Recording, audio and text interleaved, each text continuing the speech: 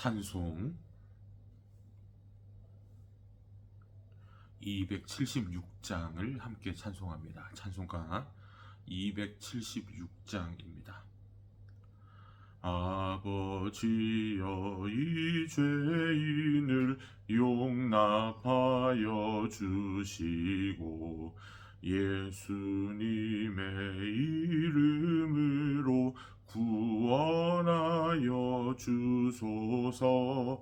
아버지를 떠나 산지 벌써 오래되었고 험한 길에 고난 몸이 이제 돌아옵니다. 전에 하던 헛된 일을 애통하게 여기고 겸손하게 엎드려서 용서하심 빕니다. 은혜 감당 못하오나 회개하는 영혼과 나의 약한 육신까지 감히 드리옵니다. 나의 죄를 사하시려 주님 죽으셨으니 그 공로를 의지하여 주만 의지합니다. 아버지여, 용납하사 나를 품어주시고 주의 사랑 품 안에서 길이 살게 하소서. 아멘.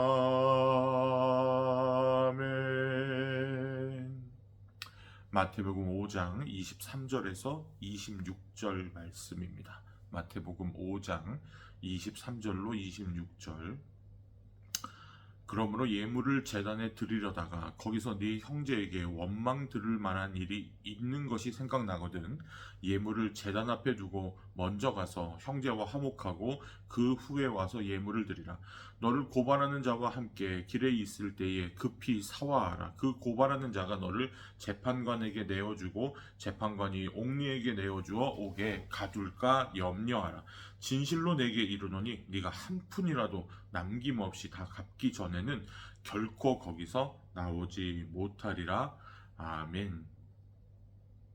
할렐루야. 오늘 하루도 주님과 함께 동행하는 복된 하루 되시기를 예수님의 이름으로 축복합니다. 현지 시간 지금 5시 24분입니다. 지금 녹화 기준으로 한국은 한 7시 반 정도 되겠네요. 오늘도 주님과 함께 동행하는 복된 하루가 되시기를 바라고, 저도 오늘은 하루 종일 아침 8시 반부터 저녁까지 아마 12시간 가까이 강의를 하지 않을까 생각을 합니다. 위에서 기도해 주시기를 부탁드립니다.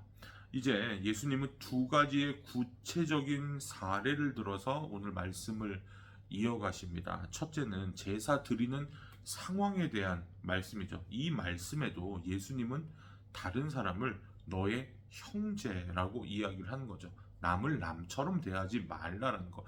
그게 신앙인의 길이고 제자의 길이라는 사실입니다.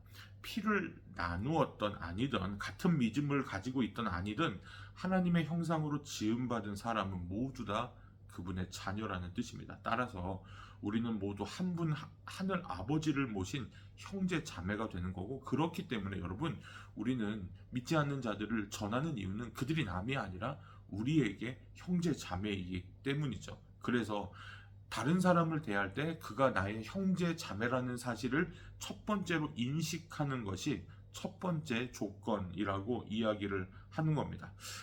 네 형제나 자매가 어떤 일로 너에게 원망 들을 만한 일이 있거든. 우리 개역 개정은 그렇게 이야기를 하는데 새번역 성경은 척지고 있다 이런 표현을 쓰죠. 여러분, 이런 표현 가끔 쓰죠. 왜 이렇게 저 사람하고는 척지고 살아.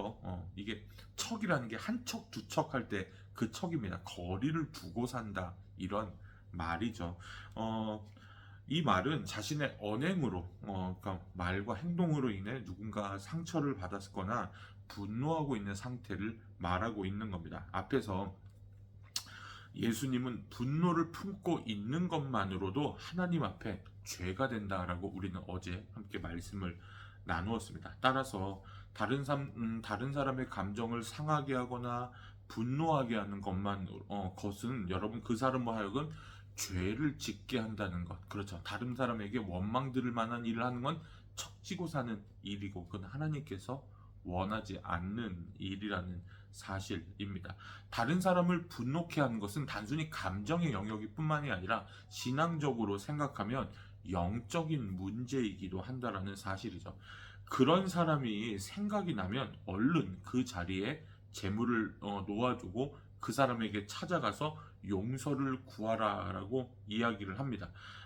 그 사람의 상한 감정을 치유하는 것뿐만 아니라 그 사람의 영혼을 회복시키는 일이죠. 네가 예물을 드리러 간다. 그러니까 즉 오늘날의 표현으로 하면 네가 예배를 드리러 가다가 누구랑 이렇게 감정 상한 일이 생각나거든. 그 사람하고 먼저 화해하고 나가는 거. 많은 목사님들이 목사뿐이겠습니까? 많은 신앙인들이 참 힘든 것 중에 하나가 주일날 예배 드리러 가기 전에 싸우는 누가 그러더라고요. 나는 예배는 하나님께 드려야 되는데 누구랑 만약에 그런 거 있잖아요. 이제 막 운전하고 가다가 교회로 가는 길에 운전하고 가다가 어떤 권사님이 그러더라고요. 교회로 운전하러 우리는 예배 드리러 가는데 뭐 사소한 걸로 이렇게 막 말다툼 하면 예배가 하나도 안 드려진다는 거죠. 여러분 만약에 내가 관계성을 배제하고 하나님께 예배 잘 드릴 수 있다? 여러분 이건 요즘 말하는 패스입니다. 패스. 무슨 패스? 뭐 소시오패스니 사이코패스니 이야기하는 거죠. 여러분 인간은 감정의 동물이에요. 그리고 그 감정은 영적 영역으로 이어질 수밖에 없죠. 내가 기분이 언짢고 내가 힘들고 막 오늘 오늘 자녀가 나를 좀 언짢게 하는 일이 있었는데 내가 오늘 그 마음을 갖고 예배 오면 여러분 예배가 잘 들어집니까? 물론 예배 중에 하나님의 치유하심과 위로하심의 회복하심의 은혜가 임하기도 하지만 그러나 여러분 그렇기 때문에 우리의 관계성을 회복하는 문제는 예배와도 무관하지 않은 아주 직결되는 중요한 문제라는 사실이 있죠. 그래서 하나님 앞에 서기에 크게 가책이 되는 어떤 관계의 문제나 어떤 일이 있다면 예배를 드리러 가기 전에 먼저 그 문제를 해결하러 가는 것. 그러니까 지금 이 전제 조건은 그겁니다. 예수님은 너희는 이렇게 들었지. 하지만 난 이렇게 말한다. 어제 이 말씀을 했죠. 그치? 재물만 있으면 그리고 오늘이 안식일이거나 오늘이 주일이면 예배만 드리러 가면 끝이야? 아니죠. 너 때문에 상처받은 사람이 있다면 그것 때문에 척지고 사는 사람이 있다면 화목해야 되지 않겠니? 여러분 그런 거죠. 여러분 하나님께서 예배자에게 요구하시는 가장 중요한 일은 용서와 화해입니다. 그것이 재물을 드리는 것보다 더 중요한 일이다라고 예수께서 지금 말씀하고 있는 겁니다. 하나님께서 우리를 용서해 주시고 자녀 삼으셨으므로 우리도 다른 사람에게 그렇게 행해야 된다라는 사실이죠. 조건 없는 은혜를 받았으니 조건 없는 감사와 조건 없는 용서가 우리에게 있어야 된다라는 사실입니다. 자녀들이 서로를 아끼고 사랑하며 화목하게 사는 것이 부모에게는 가장 큰 기쁨이듯 우리 하늘 아버지도 그러하시다는 거죠. 서로 척지지 말고 사이좋게 잘 지내. 여러분 부모님이 학교 갈 때 꼭 하는 말 있잖아요. 길 조심하고 친구들하고 사이좋게 지내. 여러분 그것도 우리 아버지의 마음을 담고 있는 이야기입니다. 내가 다른 사람에게 상처를 주었을 때 여러분 그 사람에게 용서를 구하는 일은 어찌 보면 자신을 죽이는 일이죠. 우리의 죄된 자아는 끝까지 자신이 옳고 자신에게는 잘못이 없다. 여러분 싸움하는 사람들 있잖아요. 싸움하면 여러분 뭐 부부싸움 제일 비근한 예로 여러분 살아보니까요. 사람이 제일 많이 싸우는 사람이 결혼해보니까 부부싸움이더라고요. 이게 왜냐 여러분 만나니까 싸우는 겁니다. 그 성량이요 영어로 매치입니다. 매치가 만나다 부딪히다라는 뜻이잖아요. 그 성량이 그렇죠. 이 성량봉하고 이게 붙이는 그 황하고 인이 이렇게 촥 이렇게 해서 붙어야 불이 나잖아요. 안 보면 안 싸우죠. 그렇다고 안 볼 겁니까? 그렇다고 여러분 관계 안 맺고 살 겁니까? 그런데 여러분, 사람들은 그렇게 싸우면요, 끝까지 죄된 자는 내가 옳다고, 나는 그 행동에 대해서 내가 그럴 만한 이유가 있으니까 그런 거야, 이렇게 생각을 하고 우기고 싶어 합니다. 그렇기 때문에 자신의 잘못을 인정하고 용서를 구하는 것은, 여러분, 자신이 내가 잘못했어요, 용서해 주세요, 이렇게 얘기하는 거는 내가 스스로 십자가를 지는 겁니다.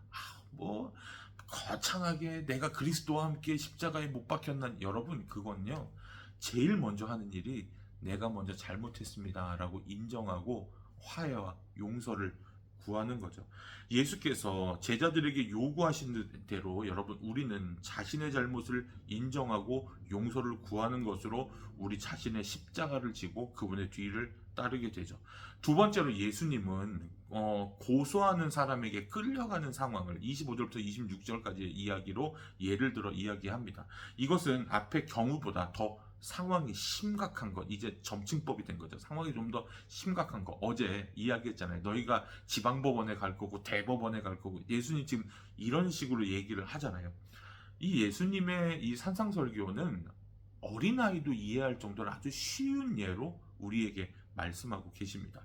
그래서 피해 입은 사람이 피해 입힌 사람에게, 그러니까 우리가 피해자와 가해자죠. 그러니까 이제 피해자가 가해자에게 붙잡아서 법정으로 끌고 가는 지금 이야기를 예를 들어서 이야기를 하는 거죠. 그런데 예수님이 여기서 얘기하는 겁니다. 그 법정에 이르기 전에 용서를 받도록 노력하라라고 이야기를 하는 겁니다.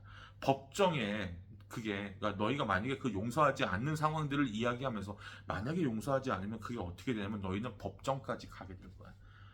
그렇잖아요. 여러분, 우리가 뭐 명예훼손, 그렇죠, 모욕죄, 뭐 이런 죄들이 분명히 법에는 존재합니다. 근데 만약에 명예훼손을 한 사람이 진심으로 사과하고 법정에 가기 전에 먼저 화해하고 그만한 상응한 대가를 치른다면 법정에 가지 않죠. 그런데 만약에 법정에 가서 만약에 실형을 받는다면 그 사람은 평생 전과가 남게 되는 거죠. 그래서 예수님 말하는 겁니다.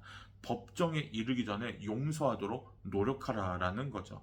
법정에 가면 법대로 심판을 받아야 됩니다. 자신이 행한 죄값을 그대로 받아야 된다라는 아주 쉽지만 아주 정확한 예를 우리에게 말씀하고 있는 겁니다. 고소당한 사람도 그렇지만 고소한 사람도 그것을 원치는 않죠. 여러분, 그렇더라고요. 이 막 그 명예훼손이나 이런 것 때문에 법정 다니시는 분들 꼭 하는 말이, 이 법정은 절대 다닐 일이 아니래요. 돈, 시간, 마음, 정신, 막 모든 게 그 법원 그 송사에 휘말리면 정말로 피곤하대요. 돈 많은 사람들이야 변호사 좋은 사람 써가지고 그 사람이 내 대신 해주지만, 돈 없는 사람들은 내가 뛰어야 되고 내가 법정에 출석해야 되고, 그게 일상생활을 하는 사람들에게 있어서는 결코 쉬운 일이 아니라는 사실이죠. 그래서 비록 피해를 입고 상처를 받았지만 상대방이 진실하게 사과하고 용서를 구하면, 여러분, 모든 것을 용서하고 싶다라는 사실입니다. 그렇게 하는 것이 제일 좋습니다. 하지만 피해 입힌 사람에게는 그럴 마음이 없죠. 그러니 법정에 넘기는 수밖에 없는 거, 여러분, 그것이 인지상정입니다. 이 말씀은 여러분 마지막 심판에 대한 비유라고 할 수 있죠. 법정에 이르기 전, 아직 길 위에 있을 때 예수님이 이런 표현을 쓰셨거든요. 너희가 지금 법정으로 가는 길이야. 그런데 그 길 위에 있을 때, 그 말은, 그러니까 너희가 그 심판받기 전에, 법원의 심판받기 전에 라는 말은 살아있을 동안이라는 것을 의미하고 있습니다. 하나님의 심판대, 법정은 하나님의 심판대를 의미하고 감옥은 지옥을 가리키는 겁니다. 법정에 넘겨지면 법대로 모든 죄값을 치러야 하는 것처럼 마지막 심판대에 넘겨지면 하나님의 법대로 심판을 받고 죄값을 치러야 된다라고 주님께서 말씀하고 있는 거죠. 하나님은 진실하게 회개하고 진실하게 용서를 구하면 용서해 주십니다. 우리의 하나님은 그런 좋은 하나님입니다. 우리는 여러분, 사람은 내가 잘못했어요 라고 얘기하면 그게 진짜 사과하는 거야? 어디서 많이 하는 얘기 같은데, 그렇죠? 여러분, 이런 얘기들 하잖아요. 근데 하나님은 아닙니다. 우리가 회개하고 용서를 구하면 용서해 주시는 분입니다. 하나님은 우리의 죄를 법대로 심판하기를 원치 않으시죠. 그분은 우리가 회개하고 용서받아 그분의 자녀로 회복되기를 원하십니다. 그 은혜가 예수 그리스도의 십자가의 희생을 통해 우리에게 주어졌다는 사실이죠. 그 은혜를 의지하여 하나님께 용서를 받고 그분의 자녀로 회복되어야 합니다. 그렇지 않으면 그분의 심판대에 넘겨지고 우리는 영원한 죽음 속에 내던지는 운명을 피할 길이 없는 겁니다. 그래서 마지막 한 푼까지 1원까지 갚기 전에는 거기서 나오지 못할 것이다 라는 말씀에서 강조점은 뒷부분에 있습니다. 즉 우리가 갚아야 할 빚이 너무나 커서 결코 감옥에서 나오지 못할 것이다 라는 뜻이죠. 여러분, 그 징역형 중에 강제 노역이 있습니다. 그 교도소에서 그러니까 뭐냐면 그냥 금고형이 있고 징역형이 있거든요. 징역이에요. 역이라는 게 일할 역자, 역군할 때 그렇잖아요. 여러분, 그러니까 하루 만약에 이 사람이 무슨 벌금이 뭐 만약에 뭐 수천억이 나온 거예요. 그러면 하루당 만약에 뭐 보통 뭐 하루 일삭을 한 12만 원 했는데 내 빚이 12억이다. 그러면 여러분 이 사람이 수백 년 살아도 그거 못 갚습니다. 근데 여러분 지금 예수님은 그 얘기를 하는 거예요. 그거 갚기 전엔 못 나와 라고 이야기를 하는 거죠. 이 말씀은 마태복음 18장에 나오는 용서할 줄 모르는 종의 비유를 생각나게 합니다. 여러분, 어떤 사람이 왕에게 1만 달란트를 빚졌다라는 말은 하나님께 그토록 많은 죄를 지었다라는 것을 상징적으로 의미하는 거죠. 1만 달란트는 지금 우리나라 가치로 수천조에 이르는 돈입니다. 우리나라 1년 예산이 600조, 대한민국이 세계 10위의 경제 강국임에도 불구하고 우리나라 1년 돌아가는 예산이 600조 정도인데 수천조의 빚을 지었다. 여러분, 우리는 하나님께 지은 죄가 그 정도로 크다라는 사실이죠. 인생을 수백 번 산다 한들 갚을 수 없는 겁니다. 결론은 언젠가 수치로 될 수 있는 돈이 아니라 그냥 갚지 못함, 이게 결론이 되는 거죠. 그래서 여러분, 지옥에 던져지면 결코 벗어날 수 없다는 거예요. 예수님께서 말하는 건 그겁니다. 지옥에서 어떻게 뭐 몇 년을 살다가 나온다, 그런 뜻이 아니라 너희가 도무지 해결할 수 없는 것이야 라는 것을 예수께서 말씀하는 겁니다. 그래서 여러분, 유일한 대안은, 지금 예수께서 우리에게 던지는 가장 중요한 메시지, 유일한 대안은 너희가 살아있을 동안에 해결하는 겁니다. 우리의 구원도 살아있을 동안에, 예수 그리스도를 영접하는 것도 우리가 살아있을 동안에, 또한 용서하고 화목하고 우리가 함께 서로 짐을 나눠지는 것도 살아있을 동안에. 그래서 여러분, 우리로서는 법이 정하는 죄값을 다 치를 수는 없지만 하나님은 우리의 죄값을 다 해결해 주셨죠. 아까 얘기했잖아요. 그 더글로리라는 드라마에서 제가 인상 깊게 봤던 그 대사 중에, 세상에 아끼지 말아야 될 돈이 변호사 비용이야.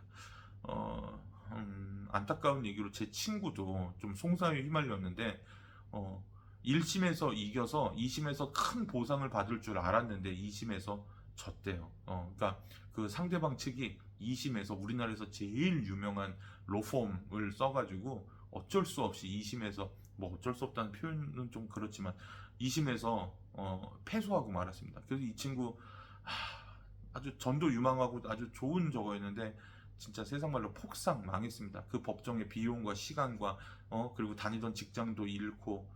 그렇죠 여러분. 그런데요, 우리에게는 확실한 변호사가 있습니다. 보호하시고 은혜 주시고 가르쳐 주시는, 누굽니까? 바로 우리 구주 예수 그리스도죠. 우리는 하나님의 법정 앞에 섭니다. 구원을 받건 구원을 받지 않던 간에 마지막 때에 우리는 분명히 하나님의 그 백보자 심판대 앞에 서게 됩니다. 그때 우리를 예수 그리스도께서 변호하십니다. 믿는다는 이유만으로. 여러분, 우리가 믿는 믿음은 이토록 크고 귀중하다는 사실을 기억하십시오. 우리는 그 심판대로 향하는 길 위에 있습니다. 이 길이 언제 끝날지는 아무도 모르죠. 여러분, 그래서 하나님께 용서받고 서로 화목하는 일은 우리가 당장에 가장 시급하게 해결해야 될 일이라는 거죠.